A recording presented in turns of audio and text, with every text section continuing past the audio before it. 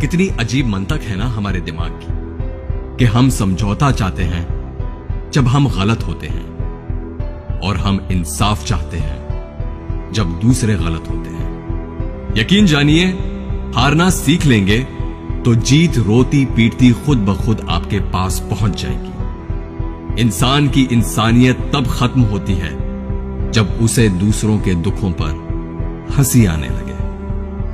हमें जेब नहीं देता कि हम किसी के दर्द की दर्जाबंदी करें। जिन लोगों की जिंदगियों में हम रोशनी की एक किरण तक ना बिखेर सके, फिर हम उनके मरने के बाद उनकी कब्रों पर जाकर चिरागा क्यों करते हैं? जिस मुआशरे में सब चलता है वो मुआशरा मुश्किल से चलता है। जानते हैं अफसोस की बात क्या है?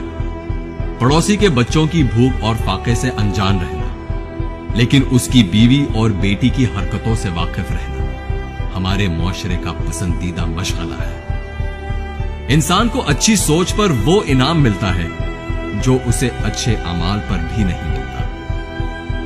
बुरा मत मानना, मगर हम लोग बहुत अजीब हैं। बन सवर कर मस्जिदों, मंदिरों, गुरुद्वारों में पहुंच जाते हैं। वहां पहुंचकर जूते बाहर उतारते हैं और अपना गुरूर लेके अंदर चले जाते हैं। फिर हमारी आंख कहीं, कान कहीं, दिल कहीं, और दावा यह है हम सबका कि हम सच्चे बादशाह की तलाश में हैं।